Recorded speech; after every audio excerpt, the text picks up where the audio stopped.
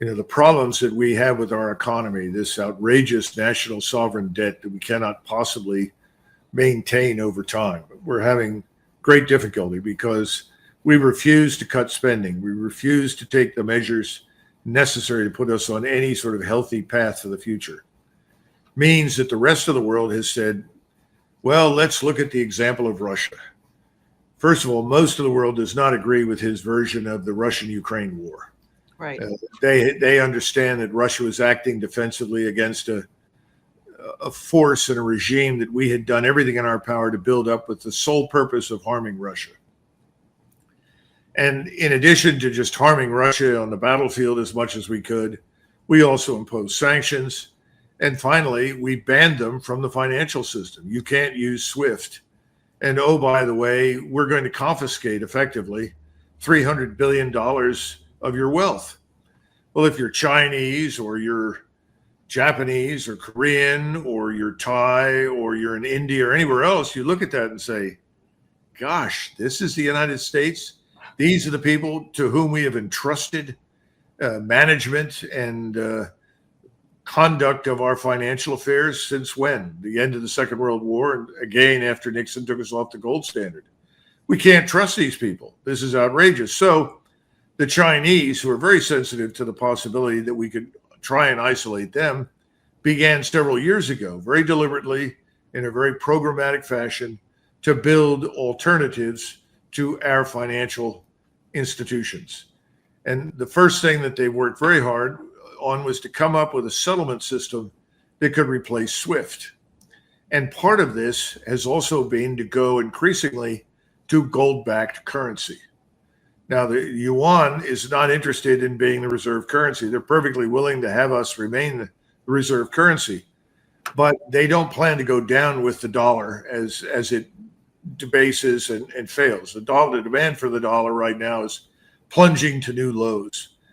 Besant just closed a deal with Argentina that we would buy X millions of their pesos and we would pay them in dollars. Well, the whole thing is an unconcealed attempt to try and create demand for the dollar because it's going away. I think that's similar to the stable coin operation, isn't it? Right? Exactly. Which is another, I mean, this will destroy the dollar faster than anything. We're talking about destroying the dollar. Well, see, some people think that that's the aim, debasement and ruin for the dollar. That may be the case. I don't know. I think there are various ways to deal with default in this country. That is not a good way to do it because that will hurt the majority of the population. And I think the people that surround Trump and his friends are all Wall Streeters, right, financial capitalists. So they're looking for a way to insulate themselves from as much harm as possible, but at the same time to shift the pain, the misery, and the misfortune to the population. That's worth hours of discussion by people who know more about finance than I do. Well, my point on the Chinese is the Chinese have now established, or in the process of establishing, gold vaults, one in Hong Kong and one in Riyadh in Saudi Arabia.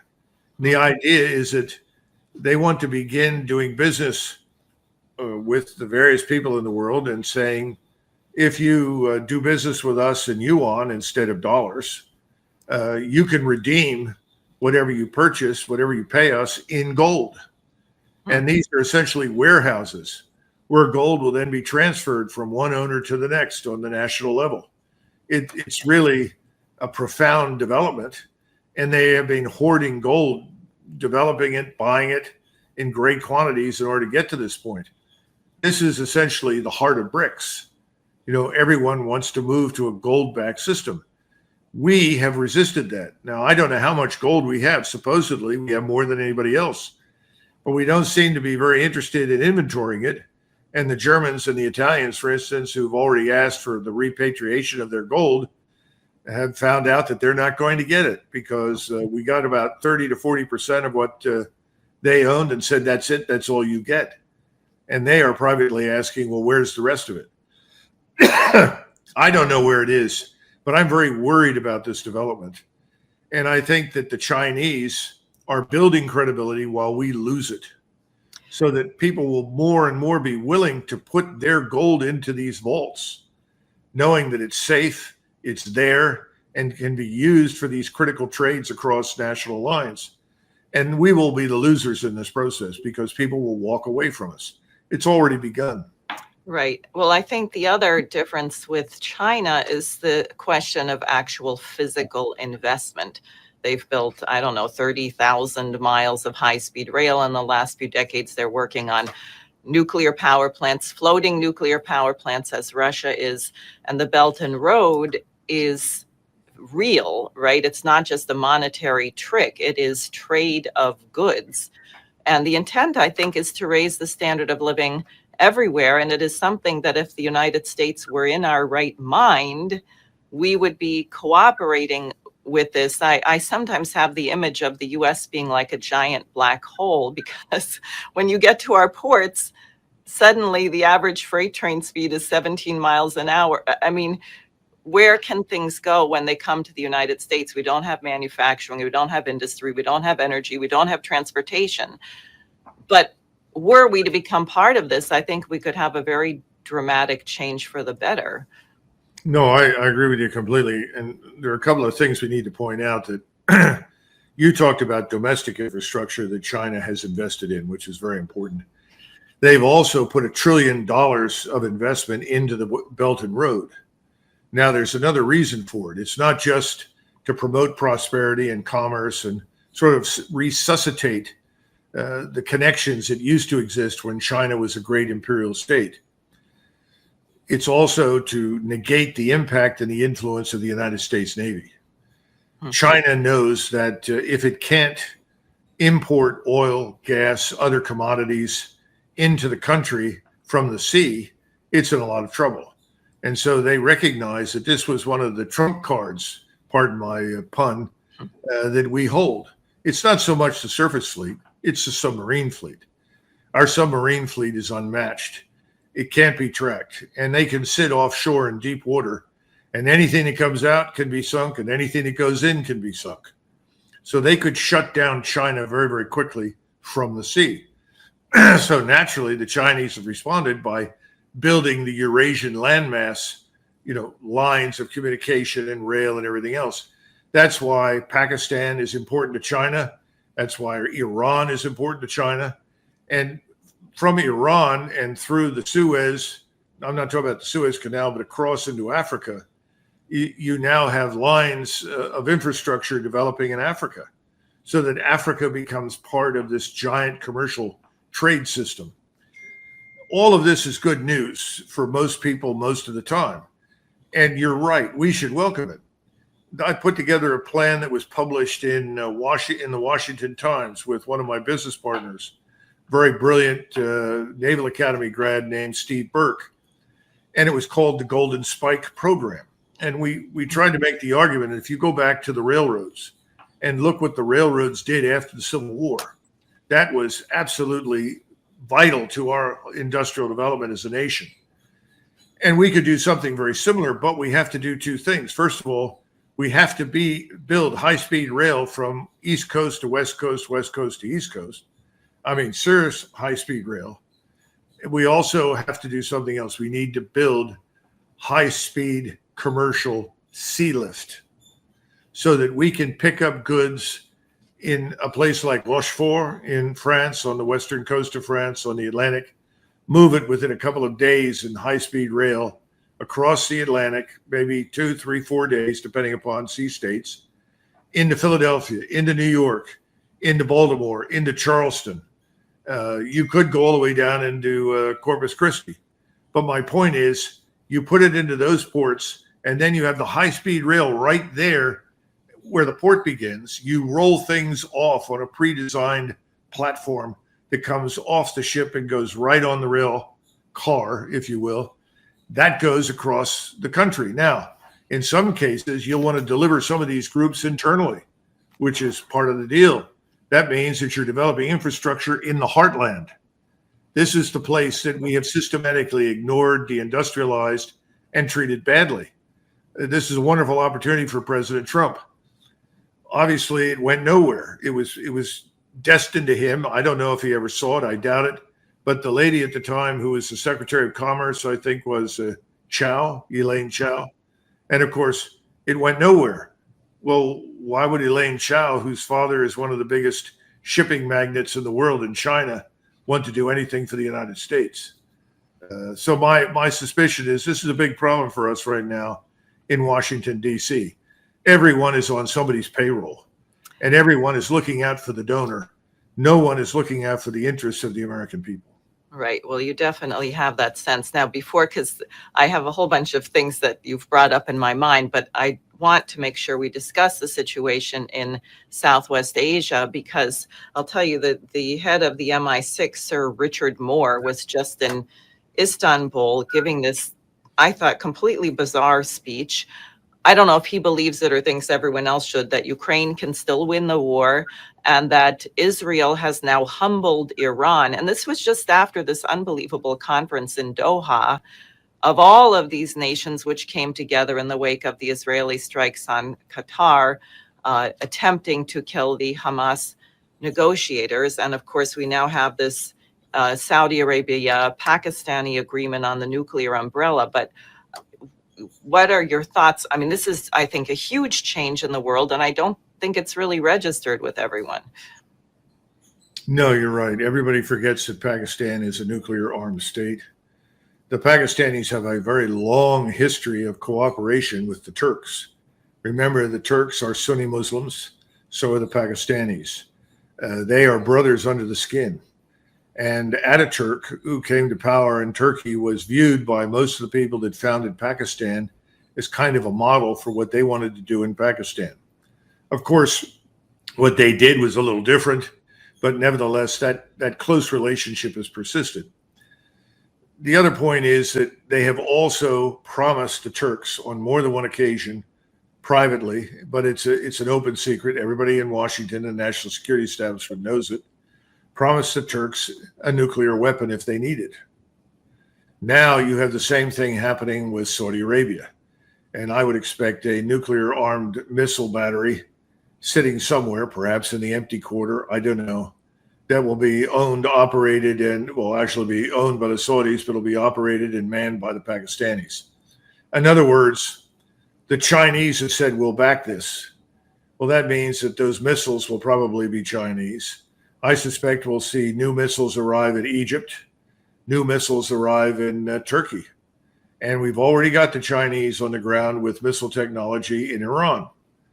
What we're watching is this sort of quiet backdoor diplomacy, both financial and military, between China and the states that are coalescing into a front against Israel and us. Mm. That's not because China wants a war with us or anybody does. Nobody wants to go to war with us. We're the ones that seem to be intent on going to war with everybody else. Trump is a bully. He loves to bully. He thinks bullying works. Not really. It's a bad habit. Over time, it fails. But I think what we have to reckon with now is that Israel is in a difficult position. The longer it waits to strike again at Iran, the less likely it will have any freedom of maneuver in the future.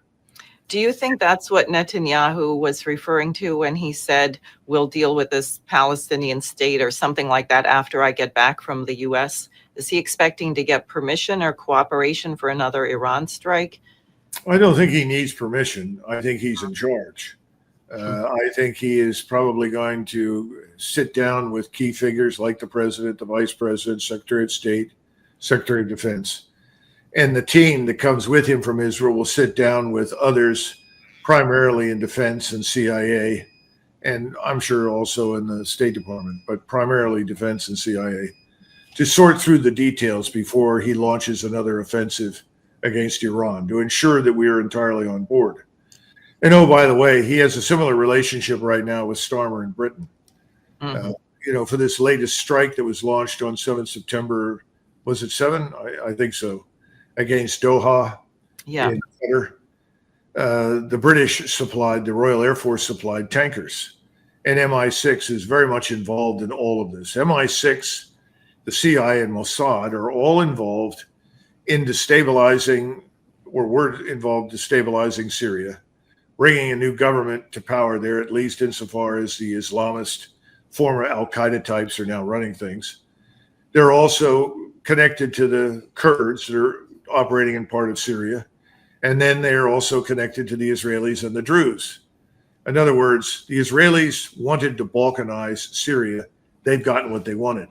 They want to balkanize the Caucasus. That's why they were so heavily involved in Azerbaijan. I think that's being largely shut down now by the Russians. And they want to balkanize Iran, carve it up into smaller provinces. It's effectively the same thing they wanted to do to Russia, but that's failed and they've lost that war. This is the City of London banks and the New York City banks, the banking cartels, and their puppets are all interested in getting control of the Middle East oil and gas reserves and fields and so forth. So that's what's really going on. And what's happening now is China, who is the principal purchaser of much of that oil and gas, has said, I don't think so. China has stepped in and provided the Islamic states in the region with the wherewithal to potentially stand up to Israel and us. At the same time, I think Russia has its hand in this because Russia is not going to stand by and allow us to pulverize Iran out of existence. And with the diminishment of the Russian military activity against the Ukrainians, and right now the Russians are taking casualties in single digits, sometimes in double digits, mostly single digits, whereas the Ukrainians continue to lose thousands of people. The Russians can devote a lot more of their time and resources to the Middle East, and that's what they're doing. So you have Russia and China, along with most of the states, and you mentioned Turkey. Turkey will have a nuclear weapon if it needs it. And the Turks, the Turkish people are enraged at what is being done to the Palestinians. And we are not even aware. I don't think most Americans understand the true dimensions of the tragedy in Gaza. But the bottom line is people in the Middle East know it, and they will tell you openly, Diane, Sykes-Picot is over. Mm-hmm. There will be no future compromise. And what that means is you're either going to get a Palestinian state or an Israeli state, but you're not going to have both. So people that talk about, oh, well, we need a two-state solution, those people are dreaming. The time and opportunity for that solution is over. Now, Israel, just like ourselves, is viewed as a menace that has to be defeated, and there can be no quarter given. That's where we're headed. It's sad, it's tragic, but I think it's inevitable. Earlier today, I was listening to someone, it could have been Jeffrey Sachs, I don't know, saying that the true death toll in Gaza is something in the neighborhood of 600,000. Yeah. I mean, that's outrageous. And here we are bankrolling it and enabling it. What a catastrophe for us, as well as the world. And as if the world doesn't know, which they absolutely do. I was thinking about this as well, because it seems to me if it all ends up becoming Israel for a moment, there's no basis for that to last, because it's simply not human nature to tolerate that kind of oppression. And it won't end up that way. It will end up as a non-apartheid state of some sort. Ultimately, how much suffering goes on, I think that's why it's very, very much incumbent upon us to make the United States better in any way. And one thing that I and some of my associates in the LaRouche movement were discussing, which you brought to mind when you talked about rail, is that we are coming to the 250th anniversary of the founding of our republic. And I think if there's any hope of saving this country, we have to somehow rekindle in Americans the idea that our nation was founded to be good. I mean, we were explicitly founded against these policies. And as you may know, I direct a choir. I founded a chorus, and we were talking about our repertoire for the 250th anniversary. And then we said, this is way too small. We should be doing a week of events that include exhibits of great infrastructure projects being built all over the world, that include readings and study of Alexander Hamilton, Benjamin Franklin, the collaboration of these people with people in Europe and around the world, I don't know if you're aware that Ben Franklin used to publish the Analects of Confucius in his newspaper. And yeah, they were very fascinated by the way the Confucian society functioned. So he was a student of that. And you, I'm sure, are aware of what happened in Philadelphia in 1876, the Centennial Exhibition on the 100-year anniversary, where we had people from all over the world, the largest steam engine, I think it was a coreless engine ever built, a chorus of 1,000 people singing the Hallelujah chorus, and it sparked things like the Trans-Siberian Railroad, the Berlin to Baghdad Railroad. People came here and they had an idea about the way they could develop the rest of the nation. And I think that's particularly true for the Germans. Bismarck was a huge admirer of Abraham Lincoln, called him the man of the century. And people don't realize that Alexander II, Tsar of Russia, was equally enamored of Lincoln. And they believed that what Lincoln was doing in the United States was something that everyone should support, which is kind of interesting because the British and the French were trying to find a way to support the Confederacy. Right. And the two nations we turned into enemies in the 20th century were the two nations that were trying hardest to help us. The Tsar actually parked his navy in U.S. ports during the winter in order to keep the French and the British out of the area. And Bismarck, who was very, very concerned with the tremendous drain of talent from Prussia, actually kept open emigration to the United States for Germans because he wanted to help Lincoln win the war. And, at one point, the entire Second Corps of the United States Army was German. Wow. But when the war ended, of course, that's when Bismarck intervened. He said, that's it. No, we're not sending any more Germans, because he said, we're losing the talent, all the best people. So, these are things that people don't know. And yeah, my great-great-grandfather, I have his program for the 1876 centennial, because they were living in Philadelphia. And our whole family's been there since 1681. And they were Quakers on my mother's side. So anyhow, I'm well aware of it. And again, we were not yet what a man named McDougall called us later on, a crusader state. This messianic impulse to go everywhere and convert everybody to being an American had not yet taken hold. We resisted it for the most part. This is James Madison, who talked about, let's not go abroad in search of monsters to slay. He was absolutely right. But we cast that aside, and we've been in the messianic role now, at least for 100 years, I'm afraid. Yes, and that isn't really what the BRICS nations are doing.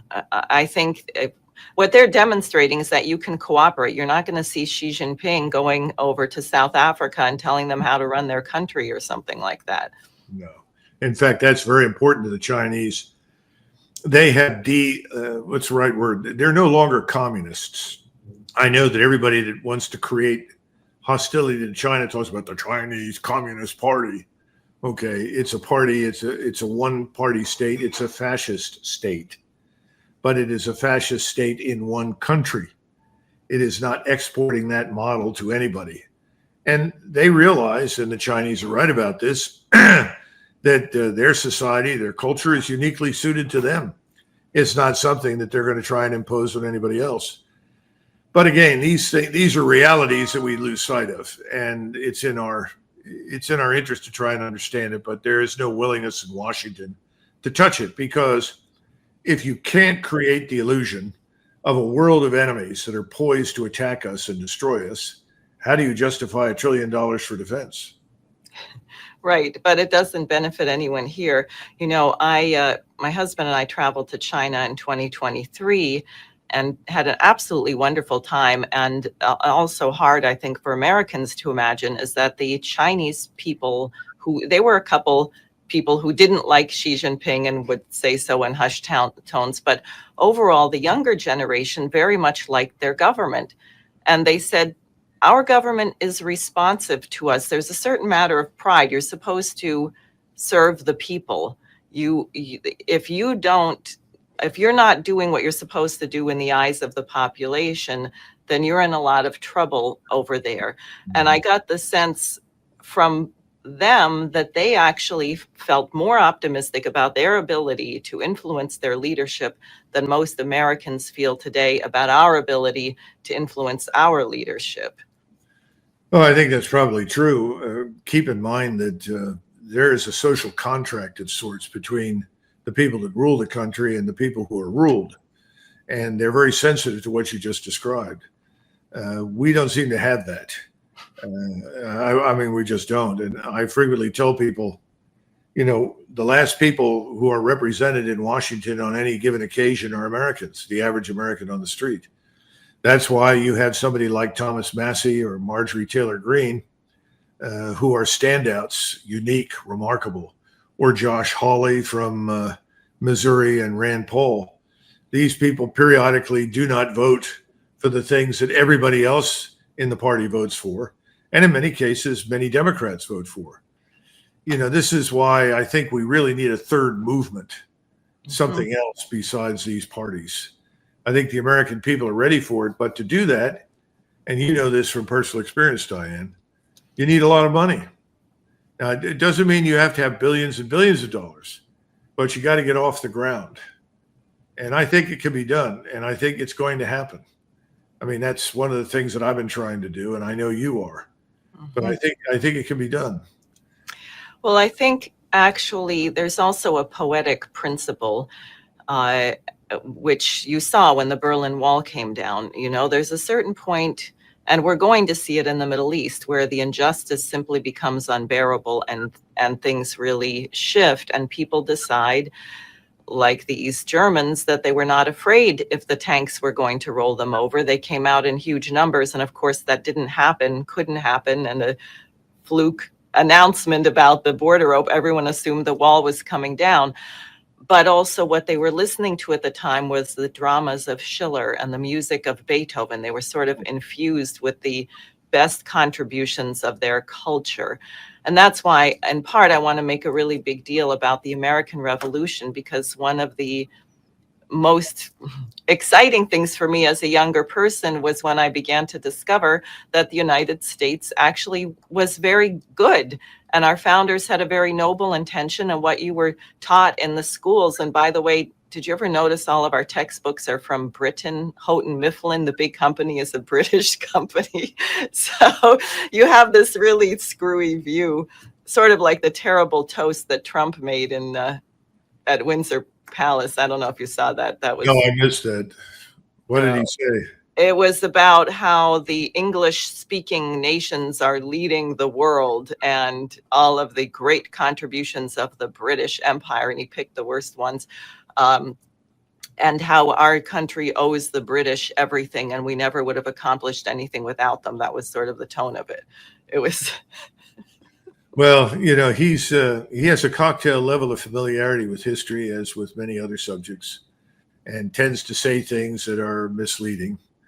Very few people realize that up until about 1931, 32, if you go back and look at the war plans in the Army staff and in the Navy, we were focused on a potential war against Great Britain. As we should have been. I mean, that was the enemy, and I'm sure you're familiar with this, and I guess we have to wrap up soon, but a friend of mine just recently did some work on the Churchill's Operation Unthinkable, where before the war was won in the Pacific, and clearly it was even planned before VE Day in Europe, he was talking about organizing a war against the Soviet Union, which had just been our allies in defeating the Nazis.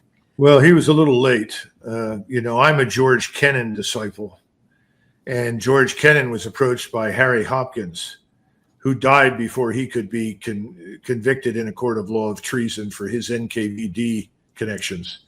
The Roosevelt White House was full of NKVD agents. Harry Dexter White was prominent among them.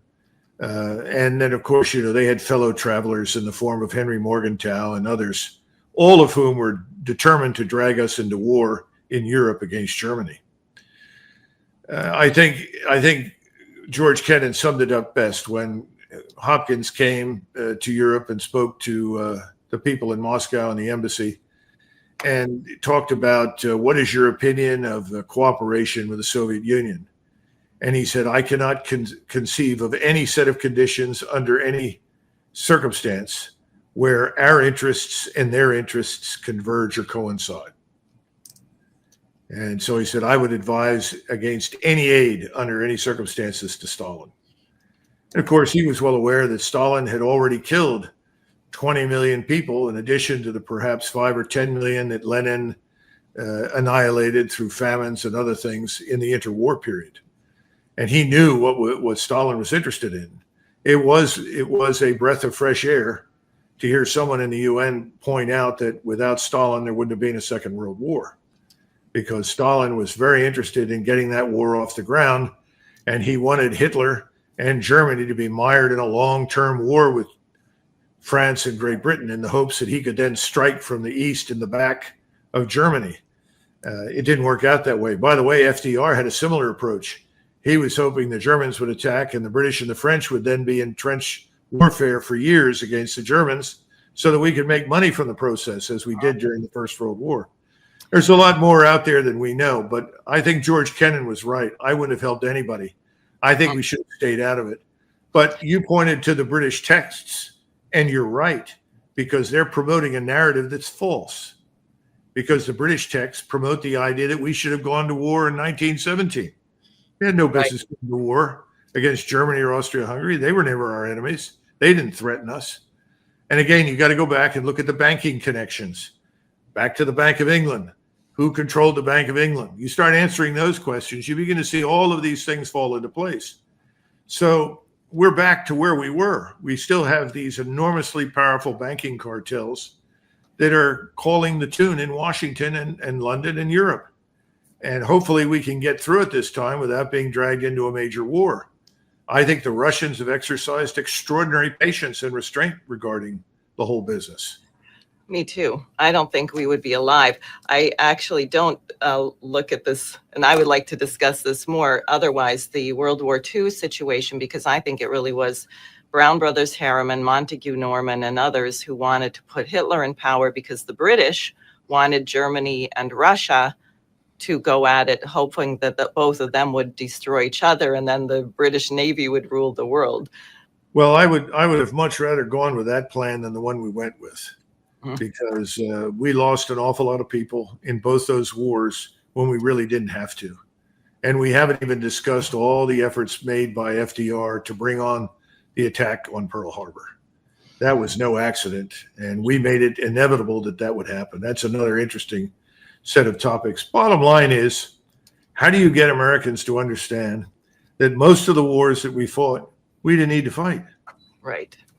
And that we're now on this path of bullying. What's the first choice? Here's your list. Military power, diplomacy, go down the list. What are you going to try? Commercial, economic. We go immediately. Number one, military power. It's insane. Right. It's the last thing. And we're now in a very dangerous position. If you listen to what is being said by Sikorsky recently, the foreign minister of Poland, outrageous nonsense over nothing. Right. Right. No, exactly. Well, I think this is what we have to do. Frankly, war has to become a thing of the past. I was just on a platform with Lieutenant Colonel Tony Aguilar, who left the Gaza Humanitarian Foundation. He was describing what happens when one of these depleted uranium weapons goes through a tank, which is a horror I could not even imagine to the people inside, and the tank destroying weapons. And he said, this is all insane. Why would we do this to each other? Why would human beings do this? Isn't there something more we could be working on together? And I think we have to get to that point, and I hope it doesn't take the death of everyone to get there. Well, I join you in that hope. By the way, before we left, I don't know if Carol sent you the information about the national conversation. Oh, yes, please go ahead. Why don't you? Yeah, because I think you should come. This is on the 4th of October in Dallas, Texas. Originally, we were going to have an audience of 350 to 400, but after Charlie Kirk's tragic death, we examined the location. We were going to be holding this in the Museum of Flight outside of Dallas, and everybody decided it's too risky. We can't really control the area and secure it. So we scaled back, and we now are going to hold a VIP reception and dinner on 4 October in Dallas. And we have 15 seats remaining for the dinner. So I would urge you in particular, because there'll be a lot of people there who will be interested in meeting you in view of your aspirations in the future. And I think they would also enjoy hearing from you, because our plan, this is Natalie Brunell, whom I'm sure you're familiar with, a brilliant young woman, financial analyst who really has a grasp of digital currency. Also Judge Napolitano, and we bring him in because he's such a brilliant constitutional scholar. Right. I'll be there, obviously, and I'll do my best to keep everybody moderately entertained. And then we have Dr. Olga Ravasi, brilliant woman, taught at the university level. She'll be moderating. But after we answer questions from her, the audience will be invited to stand up and express their views.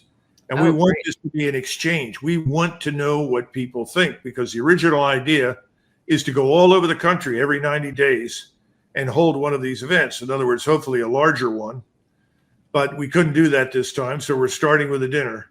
But now, how do people look this up? How are people who are watching this to find the information on this? Well, hopefully you'll post it for us on your website. Yes, if we send it to you.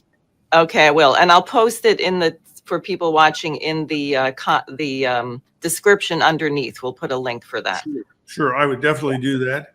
And you can also go to nationalconversation.com. That's the website. And if you start Googling me, or whatever they call it, I hate to say that Google business, but I know. You will eventually come to the national conversation as well.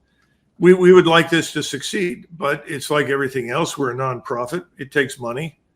And, we're just starting. And people are saying, well, what are you trying to do? We're trying to build that third way. We want to cooperate with everybody else who is sick of dealing with Republicans and Democrats, because it's just no longer profitable. We're not getting much return on our investment. No, and what is the difference, as you were saying? Ultimately, they have both brought us to the disastrous position we are in right now with regard to the national debt.